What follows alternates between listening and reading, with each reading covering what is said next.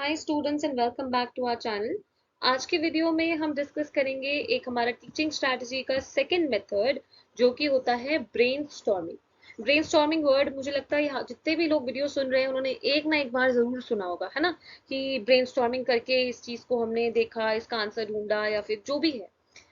होता क्या है, अगर एग्जाम में आता है right a short note on brainstorming, तब क्या लिखना है? ठीक है, हमें पता होता है मीनिंग हर चीज का, but to write a note on it we need कुछ कंटेंट अच्छे से। ठीक है, तो brainstorming is the name given to a situation when a group of people meet to generate new ideas around a specific area of interest. यानी कि जब एक ऐसी सिचुएशन जहाँ पे लोग मिलके आइडियाज जनरेट करते हैं ना, अपना थोड़ा दिमाग पे जोर डाल के सोच के नए आइडियाज को जनरेट करते हैं एक पर्टिकुलर एरिया ऑफ इंटरेस्ट के पास। ठीक है, using rules which remove inhibitions people are able to think more freely, क्योंकि यहाँ पे कोई भी ऐसा ना रूल्स रेगुलेशंस नहीं। ठीक है, यहाँ पे लोग फ्रीली सोच सकते हैं और नए नए आइडियाज थॉट्स क्रिएट कर सकते हैं। पार्टिसिपेंट्स क्या करते हैं, आइडियाज शूट आउट करते हैं। मतलब जैसे फॉर एग्जांपल 10 लोग बैठे हैं, 10 के 10 अपने अपने आइडियाज बोलेंगे और उन सबके आइडियाज को नोट डाउन कर लेते हैं। ठीक है, कोई भी क्रिटिसाइज नहीं करता है, अरे ये कैसा आइडिया दे रहे हो, ये क्या बोल रहे हो, ऐसा कुछ नहीं होता। This is the tradition how brain storming is done. ठीक है, ब्रेन स्टॉर्मिंग को हम और तरीकों से भी कर सकते हैं। बेसिकली जो प्रोसेस है वो आइडियाज जनरेट करने का प्रोसेस है। ठीक है, आगे हम बात करेंगे। ब्रेन स्टॉर्मिंग को हम इस तरह से समझ सकते हैं कि brain storming is a process design to obtain maximum number of ideas relating to a specific area of interest. यानी एक एरिया ऑफ इंटरेस्ट के लिए अलग अलग हम बहुत सारे आइडियाज को जनरेट कर रहे हैं। इससे हमारी ability to generate ideas, new ideas को हम बढ़ा रहे हैं। साथ ही साथ यहाँ पे लोग, एक ग्रुप है जिसको सोशल इनहिबिशंस में डाल और रूल्स को साइड से हटा करके उनको फ्रीली सोचने का एक वो दिया जा रहा है, एक प्लेटफॉर्म दिया जा रहा है। ठीक है, उसके बाद इसमें कोई जजमेंट नहीं रहती, जैसे मैंने आपको कहा। ठीक है, अब हमारी एक तो ट्रेडिशनल ब्रेनस्टॉर्मिंग है जहां लोग बैठे आइडियाज अपने अपने लाए और उनको बोला जाता है कोई भी तरह की रिस्ट्रिक्शन, कोई भी बंदिश मत रखो, आपको कोई जज नहीं करेगा, जो आपके दिमाग में आ रहा है बिना अनकंफर्टेबल फील करे बोलो। एडवांस ब्रेनस्टॉर्मिंग क्या होता है, ये ट्रेडिशनल वाले का एक एक्सटेंशन है और पूरे प्रोसेस को और इजियर और इफेक्टिव बनाने का एक तरीका है। ठीक है, इसमें क्या होता है, specialise technique, better processes, better awareness, इन सबको मिला करके जो हमारा ट्रेडिशनल वाला तरीका है उसको थोड़ा कम फ्रस्ट्रेटिंग प्रोसेस बनाया गया है। ठीक है, क्योंकि इसके अंदर क्या होता है, ब्रेन स्टॉर्मिंग सॉफ्टवेयर यूज हो रहे हैं, नए तरह की मटेरियल यूज हो रहे हैं हमारे आइडियाज रिकॉर्ड करने के लिए, क्रिएटिव और लेटरल थिंकिंग टेक्निक्स यूज हो रही हैं। ठीक है, एजुकेशन फील्ड के अंदर brainstorming is a large group और अ स्मॉल ग्रुप एक्टिविटी, एक तरीके की ग्रुप एक्टिविटी है जिससे हम किसी भी टॉपिक के ऊपर फ्री फ्लो ऑफ आइडियाज को इनकरेज कर रहे हैं। टीचर जो है वो ब्रेनस्टॉर्मिंग सेशन को कैसे स्टार्ट कर सकती है, कोई क्वेश्चन देके। फॉर एग्जांपल मैं आपको एक छोटा सा एग्जांपल देके समझाती हूँ। यहाँ पे आपकी टीचर ग्रुप में एक क्लास में आती है, उन्होंने बोल दिया कि आप लोगों को 3 ग्रुप में बांट दिया, आप 30 स्टूडेंट्स थे क्लास में, 10-10 का ग्रुप बना दिया और एक क्वेश्चन बता दिया, बोला कि अच्छा ये बताओ कि इंटरनेट का जो यूज है वो क्यों अच्छा है या क्यों बुरा है। अब आप पहले अपनी नीश पकड़ोगे कि अच्छा सोचना है या बुरा सोचना है, फिर उसके बाद ब्रेनस्टॉर्मिंग शुरू करोगे, सब अपने अपने आइडियाज दोगे, अच्छा देखो ये इसलिए बुरा है क्योंकि इससे ऐसा होता है, ये इसलिए अच्छा है क्योंकि इससे ऐसा होता है। तो ये क्या हो रहा है, ये ब्रेनस्टॉर्मिंग हो रही है। ठीक है, बच्चे अपने पॉसिबल आंसर्स, रेलिवेंट वर्ड्स या आइडियाज को एक्सप्रेस करते हैं। फिर जो कॉन्ट्रीब्यूशंस हैं उनको बिना क्रिटिसाइज करे, है ना, टीचर जो है समराइज करती है व्हाइट बोर्ड के ऊपर। जैसे एक ग्रुप आया, उसने अपना अपना पूरे पॉइंट्स रखे कि इंटरनेट अच्छा है क्योंकि इससे हमें पढ़ाई के बहुत सारे सोर्सेज मिलते हैं, इससे हम घर बैठे कहीं पे भी कम्युनिकेट कर सकते हैं। तो जो भी आपने बोला, टीचर ने बोर्ड पे नोट कर लिए वो सारे पॉइंट्स। ठीक है, अब ये आइडियाज को हम पूरी क्लास के साथ 30 बच्चों के साथ मिलके ओपन क्लासरूम फॉर्मेट में डिस्कस करेंगे। ठीक है, टीचर एक्टिव लिसनिंग को काफी एम्फेसाइज करना चाहिए टीचर को, क्योंकि ऑब्वियसली बच्चों को भी अच्छा लगेगा अगर उनकी बात सुनी जा रही है ना। टीचर बच्चों को ये नहीं बोलेगी कि यू नो ये बोलो वो बोलो, मतलब उनको फ्री रखती है।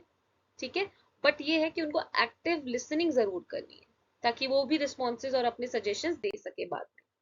अब पर्पस क्या रहता है ब्रेनस्टॉर्मिंग का, सबसे पहली बात, to focus students attention on a particular topic, बच्चों का अटेंशन, ध्यान एक टॉपिक पे देना। क्योंकि अगर मैं क्लास में आई, मैंने बता दिया अच्छा इंटरनेट अच्छा है, इंटरनेट बुरा है, जिसने सुनना है, चलो कुछ बच्चे तो होते हैं जो सुनेंगे जो टीचर कहेगा, कुछ होते हैं लीस्ट इंटरेस्टेड, सुना तो सुना, नहीं सुना तो कोई बात नहीं, बाद में देखेंगे। तो लेकिन अगर ब्रेनस्टॉर्मिंग करा रहे हो, अगर आप उनको दे रहे हो, ग्रुप में बिठा रहे हो, तो वो अपने आइडियाज देंगे ही देंगे। इससे क्वांटिटी ऑफ आइडियाज हमको मिलता है। इससे हम बच्चों को रिस्पेक्ट और एक्सेप्टेंस सिखा सकते हैं इंडिविजुअल डिफरेंसेस के लिए। यानी एक ग्रुप में 4 लोग बोल रहे हैं, तो सब अलग अलग जैसे बातें बोल रहे हैं, तो सब एक दूसरे के आइडियाज को एक्सेप्ट करेंगे, समझेंगे। ठीक है। बच्चों को, लर्नर्स को हम risk in sharing their ideas and opinions, ये चीज सिखा रहे हैं कि किस तरह से वो अपने आइडियाज ओपिनियंस को शेयर करना सीखें, इस चीज को इनकरेज करें। फिर डिमॉन्स्ट्रेट करना है बच्चों को कि किस तरीके से अपनी लैंग्वेज, अपनी नॉलेज एबिलिटीज को, मतलब अपने और दूसरों की नॉलेज और बातों को वैल्यू करना है, एक्सेप्ट करना है। ठीक है। इंट्रोड्यूस कराना the practice of idea collection, यानी कि एक हमें स्किल इंट्रोड्यूस कराना इस ब्रेनस्टॉर्मिंग से मिलता है, जिसमें सीधा लिखने से पहले आइडियाज कलेक्शन की एक हैबिट आए, कि बस सीधा लिखने नहीं बैठ जाना है। ठीक है। इससे बच्चों को अपनी प्रेजेंट नॉलेज को एक्सपैंड करने का एक तरीका मिलता है। ब्रेनस्टॉर्मिंग हम कैसे इफेक्टिव बना सकते हैं? सबसे पहली बात, स्मॉल हो या लार्ज ग्रुप हो, एक लीडर होना चाहिए उसका। ठीक है। जैसे अगर 10 बच्चे हैं तो वो बोल दें, टीचर बोल दे अच्छा तुम लीडर हो, तुम्हारा ये ग्रुप है, तो वो लीडर क्या करेगा, सबके पॉइंट्स को एक्यूमुलेट करेगा, एक जगह लिख देगा, या सबको बोलेगा अच्छा अब तुम बताओ, अब तुम बताओ, नहीं तो कियोस हो जाएगा ना, ऐसे सब बोल रहे हैं एक साथ में। फिर प्रॉब्लम या आइडिया जो है जिसको हमें ब्रेनस्टॉर्म करना है, उसको हम डिफाइन करें प्रॉपरली। कुछ रूल्स सेटअप कर लें। रूल्स क्या सेटअप करेंगे कि पहली बात तो लीडर कंट्रोल लेगा। ठीक है। कंट्रीब्यूट सब करेंगे। उसके बाद suspending evaluation of ideas until all ideas are gathered, यानी जब तक सारे आइडियाज नहीं आ जाते तब तक हम इवैल्यूएट करने नहीं बैठेंगे कि अरे नहीं नहीं, जैसे कोई बोल ही रहा है उसको बोलें अरे ये तो फालतू का पॉइंट है, नहीं। सारे पॉइंट्स पहले सुने जाएंगे, सारे पॉइंट्स लिखे जाएंगे, बाद में हम फाइनल लिस्ट बनाते समय बोलेंगे देखो ये पॉइंट थोड़ा कम वर्दी लग रहा है, इसको शायद हम हटा सकते हैं। ठीक है। फिर सबकी कॉन्ट्रीब्यूशन को वैलिडेट करेंगे, रिकॉर्ड करेंगे हर आंसर को जब तक वो रिपीट नहीं हो रहा। 2 बच्चे सेम बात जब तक ना बोल रहे हो तब तक हम कोई भी पॉइंट को मिस नहीं करेंगे। एक टाइम लिमिट लगाएं कि कब टाइम अप हमारा हो रहा है ना, ऐसा नहीं कि हाँ लगी, नहीं तो ऐसे तो डिस्कशन चलती ही जाएगी। फिर उसके बाद ब्रेनस्टॉर्मिंग स्टार्ट करनी है, तब लीडर जो है वो सिलेक्ट करेगा कि कौन से मेंबर्स अपने आंसर्स को खड़े होकर शेयर करेंगे। एक बार ब्रेनस्टॉर्मिंग खत्म हो जाए तो प्रॉपर रिजल्ट्स की तरफ ग्रो थ्रू करो और फिर रिस्पॉन्सेस को इवैल्यूएट करना शुरू करो। कुछ इनिशियल क्वालिटीज हैं जिसको हमें देखना है जब हम रिस्पॉन्सेज को एग्जामिन कर रहे हैं। सबसे पहली बात, जो आंसर रिपीट हो रहा है या सिमिलर सा है उसको हम हटा देंगे। सिमिलर कॉन्सेप्ट के जो आंसर्स हैं या कॉन्सेप्ट्स हैं उनको एक साथ रख दो। और जो रिस्पॉन्सेज फिट नहीं हो रहे हैं आंसर्स के अंदर या प्रॉपर सोल्यूशन के अंदर, उसको एलिमिनेट कर दो। अब हमने पूरी अपनी लिस्ट नैरो डाउन कर ली है, तो हम इसको एज अ ग्रुप डिस्कस कर सकते हैं बाकी लोगों के साथ। एडवांटेजेस इसके ये रहते हैं कि इससे काफी स्टिमुलेट होता है, यानी कि एक इंस्ट्रक्शनल अप्रोच इससे बनती है, मोटिवेटिंग रहता है, टास्क का जो फोकस है वो लोगों में बढ़ जाता है, क्रिएटिविटी बच्चों में इंक्रीज होती है, प्रोडक्टिव हो जाते हैं बच्चे। ठीक है। ओनरशिप का आइडिया आता है उनमें कि कैसे मैं अपनी चीज, मतलब मैं अपने आइडियाज दे रही हूँ, कंट्रीब्यूट कर रही हूँ या कर रहा हूँ। एक परमानेंट रिकॉर्ड मिल जाता है, मतलब देखो ऑब्वियसली जब आप अपने आप से कोई चीज करते हो उससे आप उसको और अच्छे से समझते हो। ठीक है। Next is scope of brainstorming. Brainstorming का स्कोप क्या है? ब्रेनस्टॉर्मिंग टेक्निक जो है इंजीनियरिंग करिकुलम या और टीचिंग सिनेरियोज, लैब्स, लेक्चर्स, हर जगह पे यूज हो सकती है। इसके अलग अलग तरीके होते हैं। एक होता है स्ट्रक्चर्ड। स्ट्रक्चर्ड में क्या रहता है, पूरी क्लास को हमने एक टॉपिक दे दिया डिस्कस करने के लिए, फिर हर बच्चे को बुलाया जाएगा, वो अपना आइडिया कंट्रीब्यूट करेगा। ये मेथड काफी यूजफुल है क्योंकि इसमें हर बच्चे को पार्टिसिपेट करने का एक चांस मिलता है और कोई भी बच्चा डोमिनेट नहीं कर पाएगा, है ना। मतलब एक बच्चा नहीं बोल रहा है बार बार आके, हर इंसान को बोलने का मौका मिल रहा है।